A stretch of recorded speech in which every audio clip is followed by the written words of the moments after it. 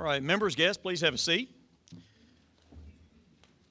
So for those that don't know, I'm William Lamberth. I serve as the House Majority Leader for the State House. And if I may, if you're a member of the State House, please just kind of raise your hand right now. Thank y'all for being here today. This is where the hard work gets done. It is an absolute honor to be with you here today to welcome to Tennessee a true champion for healthy America and our children's future. U.S. Department of Health and Human Services Secretary Robert F. Kennedy, Jr. Thank you, sir.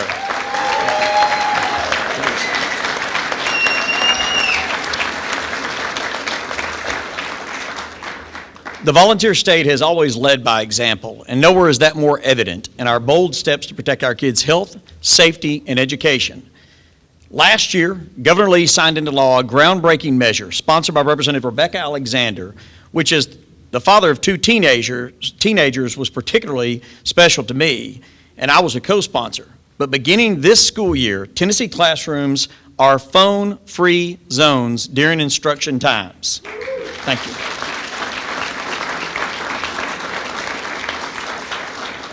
There are obviously exceptions for medical needs and emergencies, but we've seen already the toll that screens take on our children. And you're going to hear a lot today about a variety of ways that we can protect our children. But that was one of the most important bills that we passed last year. These can be phenomenal tools, but I'm sure, as the Secretary knows, they can absolutely ruin children's lives and cause a variety of harms to them. So I wanted to highlight that just at the very beginning. And I want to introduce my very dear friend and the Senate Majority Leader, Jack Johnson.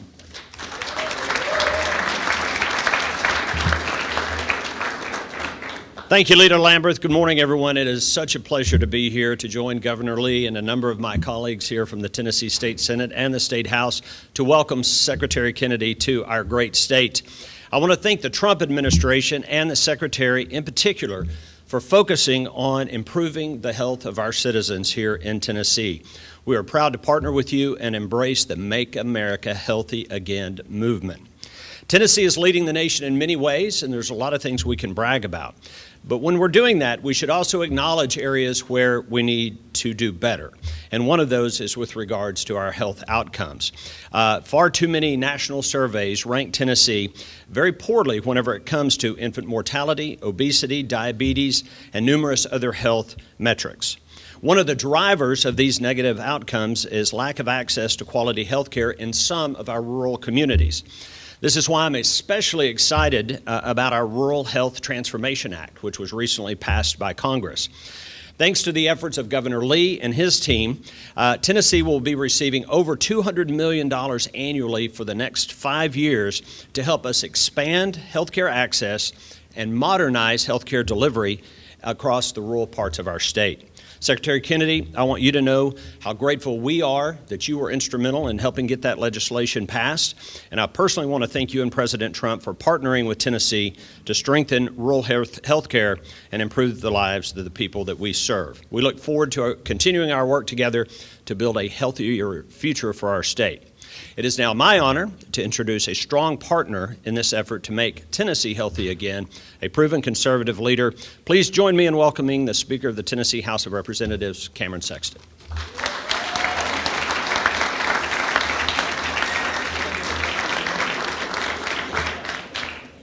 Thank you, Leader. It's great to be here with you. Governor, thank you for this opportunity. First Lady, great to see you here this morning as well. Ms. Secretary, thank you for coming to Tennessee, and thank you for your family and what you have done in your history to help America and what you all have done for public service. So thank you for that as well, for what your family has done. And also thank you for the common sense of just flipping the chart.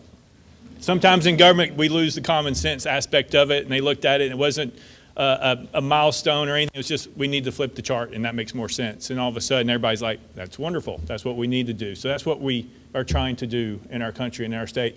Listen, in our state, we're focused on providing better access, better affordability, more opportunity, as well as making sure that our individuals in Tennessee are healthier. There's many roads to do that. You're going to hear about that today. There's many great things that the Secretary has done to move us in that direction. Let me just say, in rural health care, We're looking at CON reform that we've done for years to limit the barriers, provide more access, to allow more opportunities for healthcare providers, for healthcare facilities to move into those areas to offer services, not have government be a barrier to that access, which is what we have sometimes through CON. We're also looking at putting providers and patients back in charge of their healthcare plan, not the insurance being in charge of your healthcare plan, to provide so that you all can do what you need to do. That's how we make ourselves healthier as well.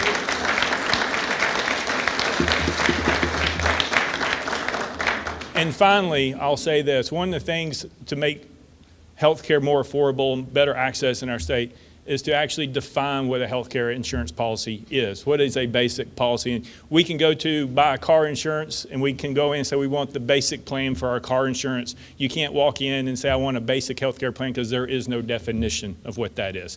If we can do similar things, common sense things, that provide a starting point for us to have these conversations, whether it's about your food, whether it's about your healthcare policy, whether it's about providing the facilities to get into these markets, then we're going to be ahead of the game, which we are. It's great to be here with you today. Let me just say, it's my job also to introduce a mentor of mine. And listen, he's known me, I won't say for how long, but he's known me for a long time. And I've known him for a long time. He's a great public servant, a great friend to me. And I will always cherish this opportunity to serve along with him, but also to be able to introduce him as our Lieutenant Governor, Randy McNally.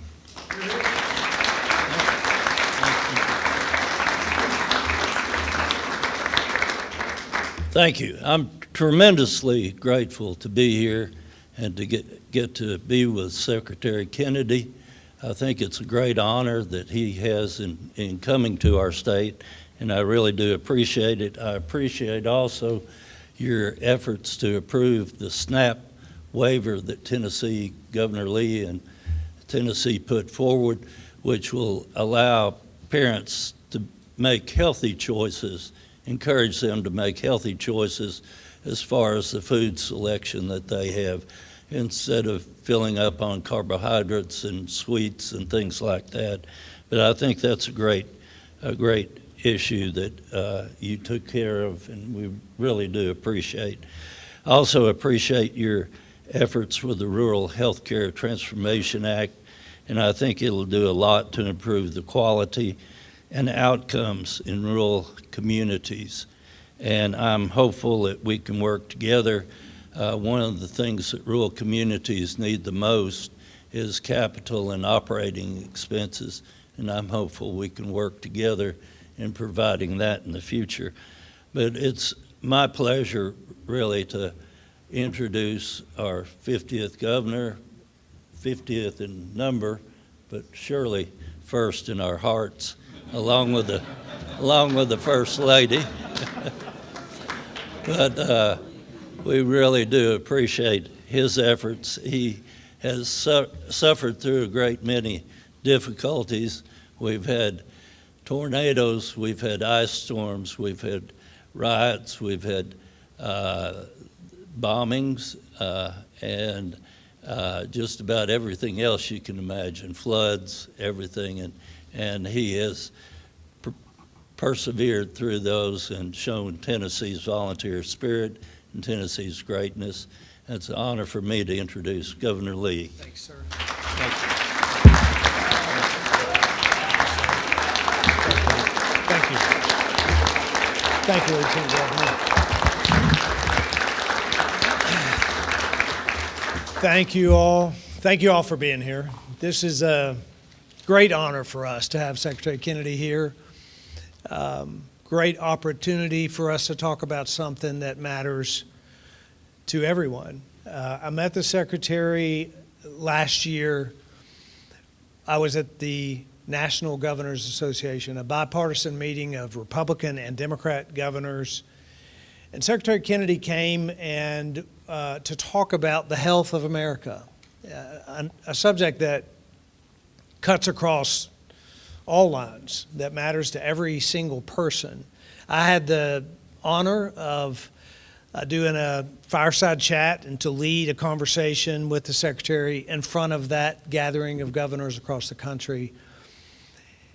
And it was fascinating to me as we think about what he has done and what his leadership is doing as it relates to the health of our country. We all have known just intuitively over the last 10, 20, 30 years that something has changed in this country. When you think about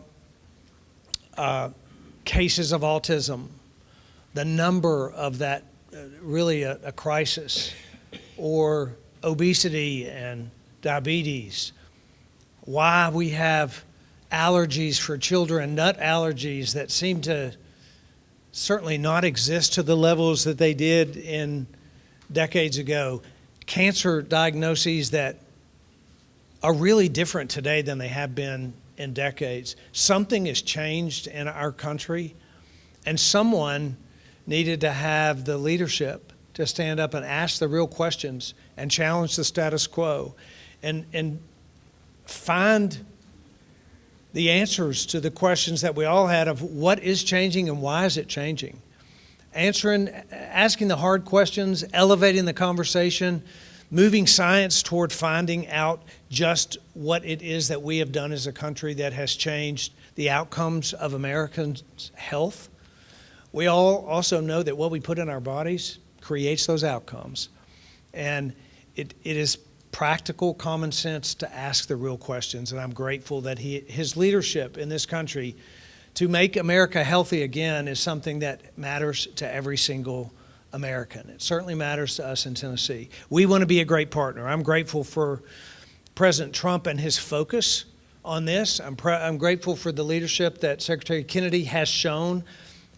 Cell phone bans have been talked about here, funding whole milk, removing ingredients and dyes from our foods, making sure that our supplemental nutritional assistance program actually provides nutritional food.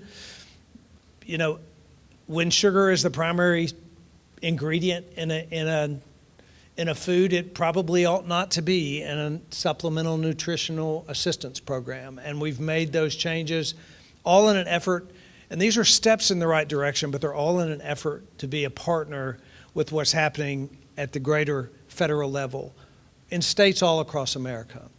This Rural Healthcare Transformation Fund, which is headed up by his office.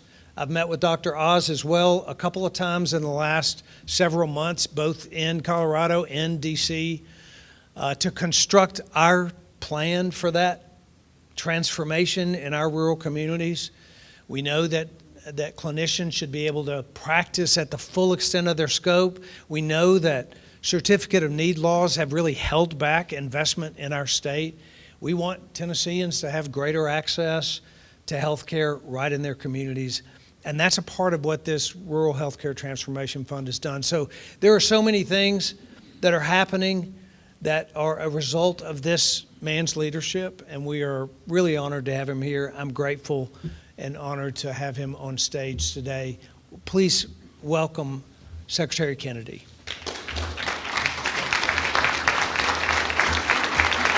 Thank you.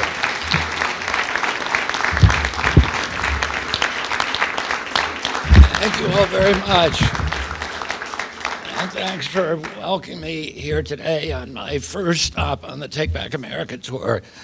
And Governor Lee, thank you for leading the effort to make Tennessee healthy again and for partnering with us to deliver results. You are advancing MAHA legislation that puts prevention and community health first. You've made Tennessee the first state to add FDA-approved non-opioid therapies to Medicaid and extend these same protections to state employee health plans, reducing public dependence on opioids and setting a national standard. Your support for the Rural Health Transformation Agenda outlined in your recent State of the State address reflects a clear commitment to expanding access and improving health outcomes for rural Tennesseans. And I also appreciate your decision to allow former Deputy Director of Faith-Based Community Initiatives, Dr. Monty Burks, to come work for me running our faith initiative at HHS. And thank you for all the initiatives that you're pushing on fluoride, on food dyes, on cell phones, all of the MAHA legislation. And I also want to recognize several elected officials who are delivering results for the MAHA agenda, Lieutenant Governor Randy McNally House Speaker Cameron Sexton, Senate Majority Leader Jack Johnson, and House Majority Leader William Lamberth. We're all here today because we're facing an existential crisis in our country. When I was a little boy and my uncle was president, we had the best healthcare system in the world, and we had the healthiest people in the world, the healthiest children. And today we have the sickest. We have the highest chronic disease burden of any nation on earth. And Governor Lee was mentioning the autism rates. In 1970, there were studies of, there was a epidemiological study on autism, which is the biggest epidemiological study ever. And it looked at American kids and counted what the percentage was, and it was 0.8 per 10,000. That was the incident rate at that time, and people knew what autism looked like at that time. And today, it's 1 in every 31 kids. In California, it's 1 in every 19, 1 in every 12.5 boys.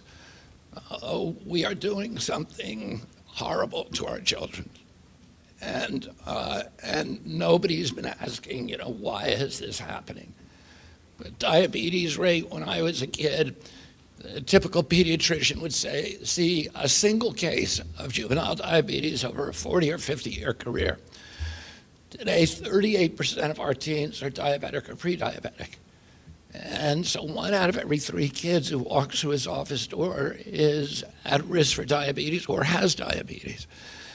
And the cost of this, national security, 77% of our kids cannot qualify for military service. And the financial costs are ruinous. When my uncle was president, we spent 0 on chronic disease in this country, 0. And today we spend $4.3 trillion. 40 cents out of every taxpayer dollar that goes to the federal government is going to treat chronic disease. And we're hurting our country in all these different ways. I'm going to talk a little bit about the things that we're doing first to reduce costs, and then to prevent this disease and to end the chronic disease epidemic. I had a meeting yesterday in my office to look at the progress of our AI initiatives. My agency is now leading the federal government and driving AI into all of our activities. It will transform medicine in this country with its capacity to diagnose and treat and prescribe disease, but it also helps us detect waste, fraud, and abuse. We are applying it right now to Medicare. We're going to save billions of dollars this year. We, Medicaid and Medicare get $100 billion stolen from us every year, and that's money that's not available for the poor and for seniors for whom those programs were designed. And we are now using AI, and its ability to detect fraud is extraordinary. And we're going to do that at the federal level in a couple of months. We're beginning at the state level as well, where we require cooperation from the states. Probably the most transformative thing that we're doing is MFN. We spend 2 or 3 times what European nations spend for healthcare, and yet we have the worst health. We're 79th in health outcomes. We lead the developed world in infant mortality. We've lost 6 years to Europe in longevity over the past 2 decades. We lead the world in maternal mortality. And many of the other criteria of healthcare, we have the highest chronic disease burden in the world, as I said. And part of the reason for the high costs is drug prices. 70% of pharmaceutical company revenues come from the United States, but we only have 4.2% of the world's population. We pay for the development of the drugs here, we pay for the innovation, and the Europeans are getting a free ride. And I'll give you one example, what my boss calls the fat drug. In the same injection that is made in a factory in New Jersey is sold in this country for $1,300. That's the list price. In England, you can buy it at any pharmacy for $88. We're paying 15 times what they're paying. And this is true for virtually all of our pharmaceuticals. We pay 2, 3, 5, 10, 12 times more than they do. And for many years, President Clinton promised to fix this and couldn't do it. President Biden, President Bush, President Obama, they all promised to fix it, and they got in there, and they figured out it was insurmountable. And I came in, President Trump called me 2 to 3 times my first 6 months in office, 2 to 3 times a week, sometimes at 2 o'clock in the morning, and said, "Where are you on MFN?" And he'd say, "Are you asleep?" And I would, "Yeah, I'm asleep." And he really drove us, and we put together an extraordinary team. We have a lot of, we've been able to attract the caliber of people to HHS like none in history. A lot of my employees came from walked away from billion-dollar corporations that they had started to work for practically nothing for this agency because they want to change things. And we were able to deploy, particularly one guy called Chris Klum, to run a negotiation team, and we were able to use the threat of tariffs to bring to the table 16 of the 17 pharmaceutical companies that we've now signed agreements with. And we are now going to have the lowest prices in the world. Whatever the lowest price is they're selling anywhere in the world, we will get that price or lower. And those will be available within 2 weeks on Trump RX.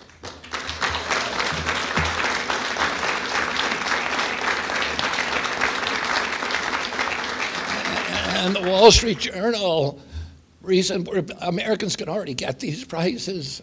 The Wall Street Journal reported this week that drug prices are down the first time in 30 years. So we're going to see a tremendous impact and tremendous savings to the American consumer. And one of the things that, President Trump not only asked us to do MFN, which was impossible, he said, I also want them to onshore all of their production. And I want not to end innovation. I don't want to destroy these companies. So this seemed like an impossible task. We were able to succeed in doing that, and the industry is now investing hundreds of billions of dollars in onshoring production here. Lilly is building 6 new plants, already broken ground. Novo Nordisk in North Carolina is building 4 plants. One of Lilly's plants, one of the biggest API plant in this country, maybe in the world. So next time there's a pandemic, we're going to be able to get the feedstocks for these medications. We're also looking at reducing prices through transparency. And during the transition, I was staying at Dr. Oz's house in Palm Beach, and we got a visit one day from former Prime Minister Rudd of Australia. And he, after he was Prime Minister, he was appointed the head of the commission to bring down costs and elevate the quality of healthcare in Australia. And he said the one thing that he did that made a bigger difference than it, that dramatically changed prices, was transparency. And so we're doing that here in this country. We are, number one, we're doing prior authorization. So then this is going to change the experience of every American who encounters the healthcare system. And this is another thing that presidents have been promising to do for a generation. Nobody's been able to achieve it. We were able to convene the 80% of the biggest insurance company, representing 80% of the American people, about 280 million lives. And they've all agreed now to get rid of price transparency, to get rid of prior authorization in all of the procedures that we ask for. There's some procedures that you want prior authorization. We don't want, somebody's getting a spinal surgery, we want to make sure they need it. We want to have some visibility there, but in the rest of them, at the point of care, if you go into a doctor and he tells you you need a knee surgery, before you leave that doctor's office, you'll know whether your insurance company will pay for it. And this is going to...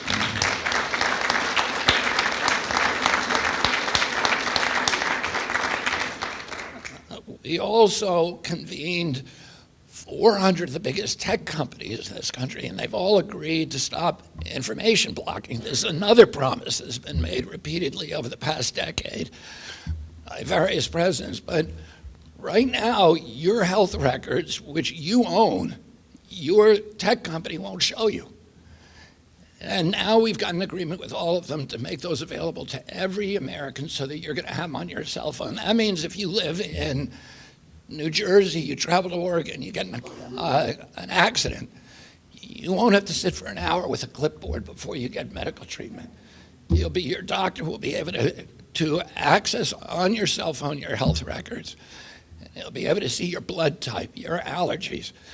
He'll be able to see previous treatments and contraindications that you have, and it's going to save lives.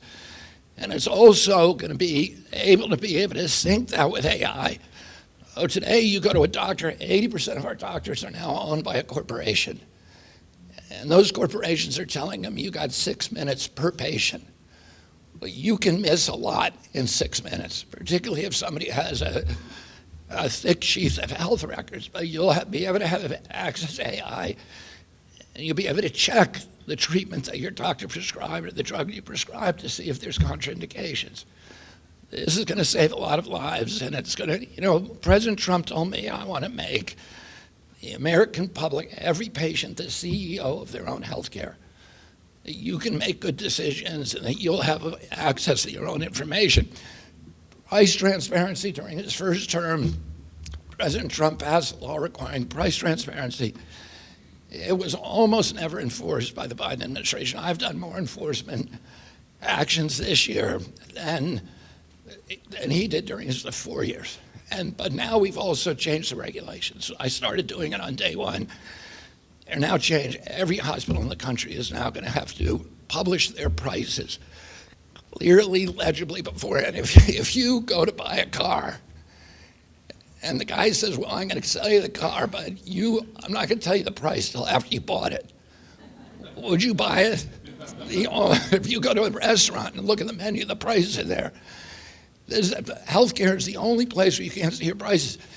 If you're pregnant in this country, you can go 9 months trying to figure out how much it's going to cost you to have that baby, and you will not be able to do it in many, many hospital systems.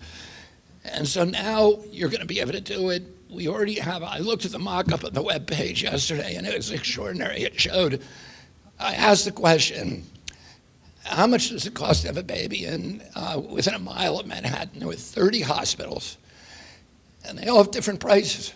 The lowest price was $1,300. The highest price was $22,000.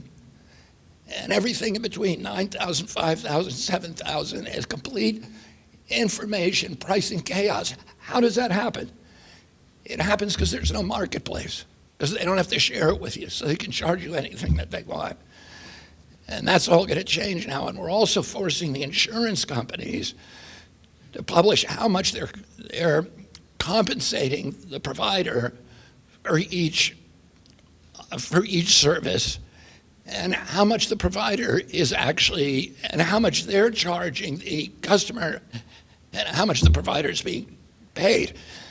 That's going to allow large corporations that have a lot of employees now have a very good bargaining edge with those insurance companies, which is going to drive down costs, because we're creating a market.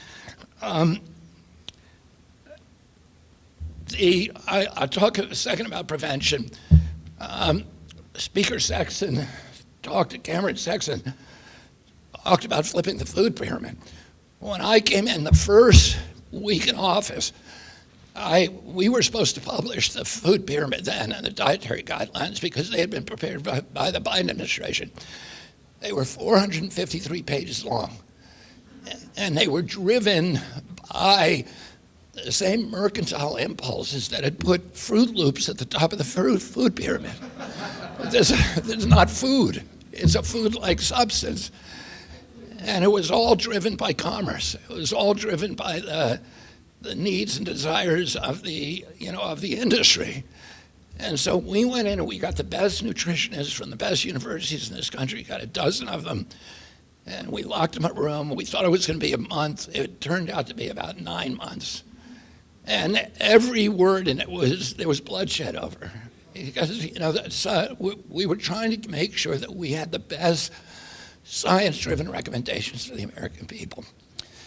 And we now have a food pyramid that, today, 70% of the food that our children eat is refined carbohydrates and ultra-processed food, which is killing them. It's just poison. It's giving them all of these chronic diseases, autoimmune diseases, and all kinds of emotional diseases. We now know that that the things that you eat are driving mental illness in this country. And Dr. Pollan up at Harvard has cured schizophrenia using keto diets. There are studies right now that I saw 2 days ago where people lose their bipolar diagnosis by changing their diet. It's not only affecting our physical health, it's affecting our mental health as well. And we're asking people now, eat real food, right? Eat protein.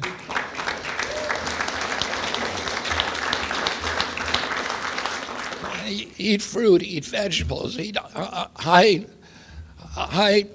fiber grains. And like Governor Lee said, this is just common sense. We're trying to deliver common sense and good policy to the American people. And